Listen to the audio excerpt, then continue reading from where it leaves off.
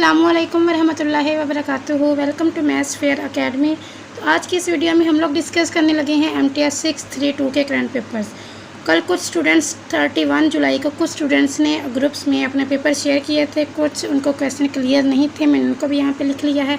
कुछ उनको क्लियर थे, तो वो वाले क्वेश्चन आज के इस वीडियो में हम लोग इंशाल्लाह डिस्कस करेंगे। आपने अपने पेपर से पहले इन क्वेश्चंस को अच्छे से प्रिपेयर करके जाना है, ताकि अगर ये आपके पेपर में आए तो आप इनको 100% अटैम्प्ट कर सकें। देखें, जो फर्स्ट क्वेश्चन है काशी इंटीग्रल फार्मूला।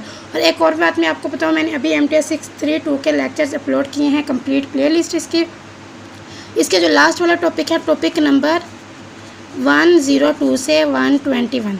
ये 2 वीडियोस हैं, एक है 102 से 110 तक, एक है 11 से 121 तक। ये जो 2 वीडियो हैं ये आपने लाजमी करनी है। इसको जैसे भी करें लाजमी टाइम निकाल के इस वीडियो को लाजमी वॉच करना है आपने।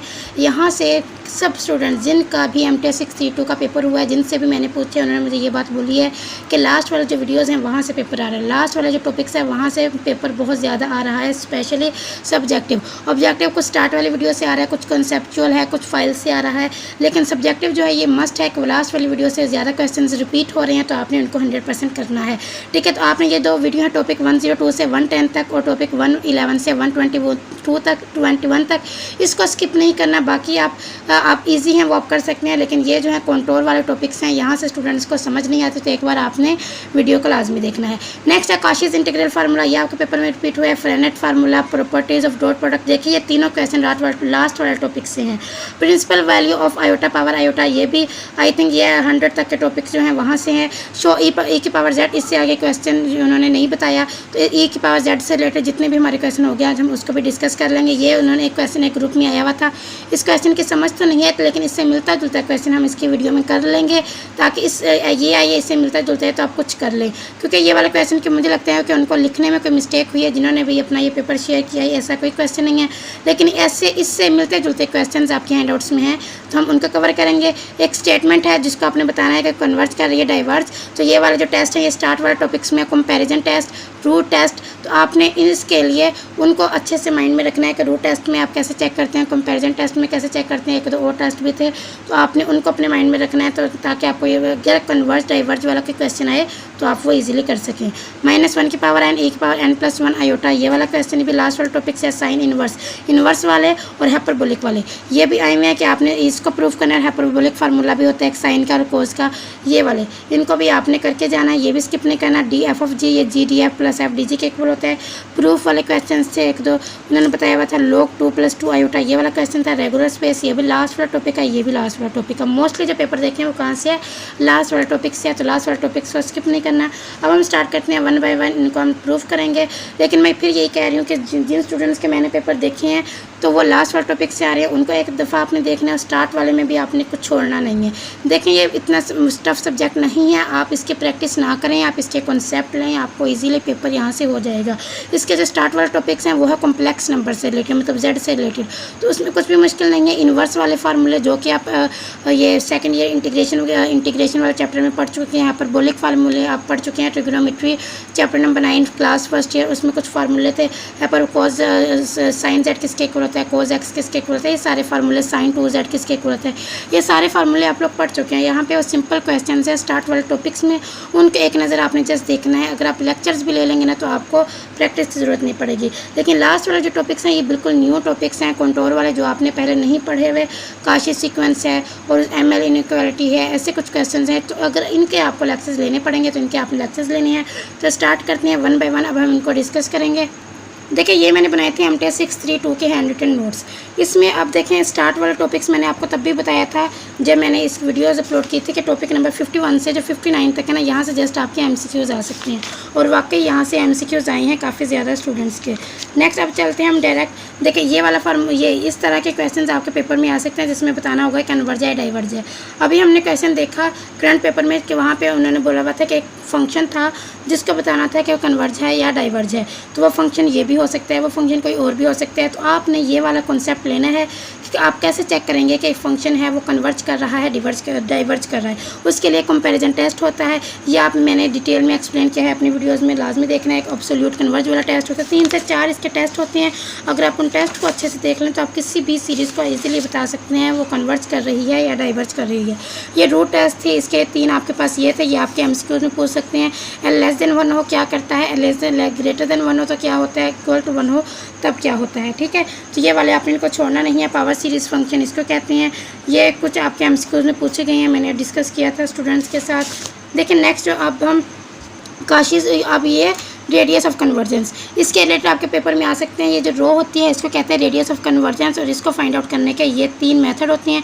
इन 3 मेथड के नेम पूछ सकते हैं, या वैसे MCQs में पूछ सकते हैं कि कितने मेथड होते हैं रेडियस ऑफ कन्वर्जेंस को फाइंड आउट करने के। ये वाले होते हैं, एक में आपने डिनोमिनेटर में जाके लिमिट वगैरह अप्लाई करनी होती है, फिर ये निकालने आंसर इसका निकालने के बाद उसका आपने इन्वर्स लेना होता है तो रो आ जाती है। ये वाला second Cauchy Hadamard root test है, D'Alembert root ratio test है। ये सारे मैंने अपनी वीडियो में एक्सप्लेन किए हुए हैं, तो इनको आपने एक नज़र देख लेना है। ये वाला क्वेश्चन अभी तक पेपर में आया तो नहीं है, मे बी ये भी आ जाए, जस्ट आपने लिमिट अप्लाई करनी है। नेक्स्ट आपने ये वाला काशिश रूट टेस्ट, इसको हमने काशिश हम्ड्रेड रूट टेस्ट के थ्रू इसको हमने बताया था कि कन्वर्ट कर रहा है या डाइवर्स। ये वाला क्वेश्चन हमने डी एल्बर्ट रेशो टेस्ट के थ्रू प्रूफ किया था कि ये क्या कर रहा है, कन्वर्ज है डाइवर्ज है। देखिए अब ये सारे क्वेश्चन अगर आप सिर्फ एक बार लेक्चर लेंगे ना, मैं गारंटी से कह सकती हूँ कि आपको बिल्कुल भी ज़रूरत नहीं पड़ेगी कि आप इसको प्रैक्टिस करें। जस्ट लेक्चर लें तो आपको इंशाल्लाह यहाँ से कवर हो जाएगा। ये अभी तक पेपर में नहीं आया, लेकिन मैं फिर भी आपको ये बता रही हूँ कि अगर आपके पेपर में ये आ जाए तो आपने इनको करना है। ठीक है, नेक्स्ट जो टॉपिक आपके पेपर में आया हुआ है वो है e⁻z वाला, जो मैंने अभी आपको बताया कि ये वाला क्वेश्चन d/dx e⁻z के इक्वल होता है, या ये वाला भी इसकी जगह आ सकता है कि e⁻x1 + x2 इक्वल है e(x1 x2) के। ठीक है, तो ई एक्सपोनेंशियल वाले फंक्शन से रिलेटेड आपका सब्जेक्टिव अभी करंट पेपर में मैंने जो आपको शेयर किया उसमें भी लिखा हुआ था, तो आपने ये वाला लाजमी करना है। ठीक है, ये वाला जो क्वेश्चन है इसको आपने स्किप नहीं करना है, एक बार आपने इसको हाथ से लाजमी करना है। वीडियो देख सकते हैं आप मेरी। ठीक है, नेक्स्ट जो आपको क्वेश्चन रिपीट हुआ है वो है, देखिए ये वाला 2025 में एक स्टूडेंट ने शेयर किया था कि log z = 1/z, z = r iota theta. log just ठीक है, यहाँ पे log अल्फा है, कुछ भी चेंज नहीं है, बस यहाँ पे हमने log अल्फा लगाया हुआ है। अगर यहाँ वहाँ पे log अल्फा ना हुआ तो आप जस्ट log z के थ्रू भी इसको सोल्व कर सकते हैं। सिंपल हमने एक्सपोनेंशियल फंक्शन का डेरिवेटिव लेते हैं, आपको पता है एक्सपोनेंशियल फंक्शन का डेरिवेटिव लो तो वही फंक्शन आता है जो दरमियान में फंक्शन होता है, हम उसका अगेन डेरिवेटिव लेते हैं तो वो यहाँ पे ये वाला फंक्शन आएगा, ऊपर से नीचे कैंसिल होकर 1/z आपका आ जाएगा। z की वैल्यू उन्होंने यहाँ पे लिखी हुई थी r e⁻iota थीटा। एक बार देख लीजिएगा। अब मैं इसको 1 बाय 1 देखिए, सब कुछ एक्सप्लेन नहीं कर सकते हैं, हमें नेक्स्ट क्वेश्चन भी करनी है, तो इसके आप लाजमी वीडियो देखिएगा। आयोटा की पावर आयोटा प्रिंसिपल वैल्यू, ये तो मस्ट करना है क्योंकि ये 3 से 4 पेपर में रिपीट हुआ है। ये वाला क्वेश्चन स्किप नहीं करना। ये वाला फार्मूला लगाया था आर्ग्यूमेंट आयोटा वाला, यहाँ पे लोग आयोटा का मैंने बताया था, इसको हमने ऐसे करना होता है। देखें ये सारे हमने कितना, ये मैंने जो यहाँ पे जितना भी लेड पेंसिल से लिखा हुआ है ये मैंने तभी लिखा था जब मैंने वीडियो अपलोड की थी, तो आपने इसको भी स्किप नहीं करना। 4 की पावर 1/2 ये भी आ सकता है आपका, मतलब इन दोनों में से कोई एक आपका मस्ट आएगा। ठीक है, 1/z की पावर c अभी तक आया नहीं है, मे भी आ जाए। ये आपके MCQs में ये वाली कंडीशंस पूछ सकते हैं, तो इनको भी स्किप नहीं करना। z की पावर cn ये किसके इक्वल होता है, znc के इक्वल होता है। आयोटा की पावर 2 होल पावर आयोटा किसके इक्वल होता है, आयोटा 2 आयोटा। ये दोनों हमने प्रूफ किए थे, इसका और इसका left hand side right hand side की इक्वल नहीं आई थी, हो सके तो देख लीजिएगा। अब नेक्स्ट हम लोग देखें ये cos z1 + z2 किसके इक्वल होता है, ये फार्मूले आपके MCQs में पूछे जा रहे हैं, स्किप नहीं करना। sin z + 2π ये किसके इक्वल होता है, sin x, ये z की जगह के पे x + iota y + 2y, ये x + 2y सेपरेट कर लें और इमेजिनरी नंबर को सेपरेट कर लें। सिंपल साइन वाला फार्मूला आपको पता है। cos वाले में क्या होता है, दोनों cos के होती हैं माइनस दोनों साइन के, मतलब अगर ये यहाँ पे दरमियान में माइनस होता है। साइन वाले में दरमियान में प्लस होता है, पहला साइन का दूसरा cos का, फिर पहला cos का दूसरा साइन का। ये साइन और cos के हम लोगों ने फार्मूले भी हमने अच्छे से डिस्कस किए थे। नेक्स्ट आपके पास आ जाता है, यहाँ से अभी तक कोई क्वेश्चन रिपीट तो नहीं हुआ, फिर भी एक दफ़ा लाजमी लेक्चर्स ले लीजिएगा, मे भी रिपीट हो जाए क्योंकि मोस्टली स्टूडेंट्स को ना क्वेश्चन भूल जाते हैं, तो हो सकता है जो क्वेश्चन उनको भूले हुए हों वो इन्हीं में से कुछ क्वेश्चन हों, तो लाजमी इनके एक बार देख के जाइएगा। ठीक है, ये क्वेश्चन अभी आपको स्टूडेंट ने डिस्कस किया था कि साइन हाइपरबोलिक वाला क्वेश्चन भी था, तो यहाँ पे आपने z को एक साइन इन्वर्स z के इक्वल रखा था, फिर यहाँ से z की वैल्यू आएगी साइन हाइपरबोलिक ओमेगा, आपने लिया था इसका दोनों साइड पे आपने इसका डेरिवेटिव लिया था dz/dz d/dz sine hyperbolic omega. यहाँ पे फिर आपने क्या किया था, ये कैंसिल हो गए थे, 1 आया था, यहाँ पे साइन हाइपरबोलिक ओमेगा के डेरिवेटिव लिया था, कोस हाइपरबोलिक ओमेगा आया था, और जब आप इस फंक्शन का अगेन लेंगे d⁻/dz, यहाँ से आपने d⁻/dz को सेपरेट करना है, ये इधर आके डिवाइड हो गया था। कोस हाइपरबोलिक ओमेगा का आपको मैंने फार्मूला लिख के बताया था, cos hyperbolic square omega minus sine hyperbolic square omega 1 के इक्वल होता है, तो यहाँ से जब आप इसकी वैल्यू निकालेंगे तो आएगा 1 + साइन हाइपरबोलिक स्क्वायर ओमेगा तो 1 + z²। ठीक है, इसको भी स्किप नहीं करना। ये आगे हमारे मोस्ट इंपोर्टेंट टॉपिक कॉन्टोर वाला, यहाँ से आपके MCQs बन रहे हैं। सिंपल कर क्लोज कर्व। देखिए इनको मैंने बहुत अच्छे से एक्सप्लेन किया हुआ है, मैं अगेन एंड अगेन बता रही हूँ। मैं कोई अपने चैनल की यहाँ पे प्रमोशन नहीं कर रही, आप बेशक सब्सक्राइब ना कीजिएगा, लेकिन मैं बता रही हूँ कि आपने वीडियो को लाजमी देखना है। अगर आपकी वीडियो से, मेरी वीडियो से आपका पेपर है, देन आकर आप सब्सक्राइब लाजमी कीजिएगा, ठीक है। ये वाले MCQs आपके आए हुए हैं, आर्क लेंथ से रिलेटेड 1-2 क्वेश्चन स्टूडेंट्स के रिपीट हुए हैं, तो आर्क लेंथ को भी देख लीजिएगा। ये वाला आपके पेपर में आया है 0π/2 exponential t plus iota t, e की पावर t को सेपरेट किया, e की पावर आयोटा t को सेपरेट किया। यहाँ पे हमने ये वाला फार्मूला लगाया था, फिर हमने यहाँ पे देखिए e की पावर आयोटा t को इसके साथ भी मल्टीप्लाई और इसके साथ भी मल्टीप्लाई।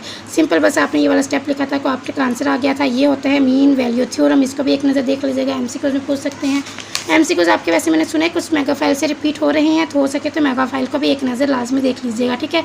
हो सकता है कि आपका पेपर वहाँ से रिपीट हो जाए। ML इनइक्वालिटी ये होती है, आपके MCQs में पूछ सकते हैं, वो MCQs के लिए देख लीजिएगा। नेक्स्ट है आपका आई थिंक ये काशिश थ्योरम, ये काशिश थ्योरम और काशिश सीक्वेंस, आई थिंक ये भी आपके पेपर में इसकी डेफिनेशन आई हुई है। ये होता है काशिश थ्योरम जिसमें f(z) d(z) ये इक्वल टू 0 होता है। इसके रिलेटेड 1-2 क्वेश्चन, ये काशिश इंटीग्रल थ्योरम भी आपके पेपर में देखे रिपीट हुआ है 2025 में।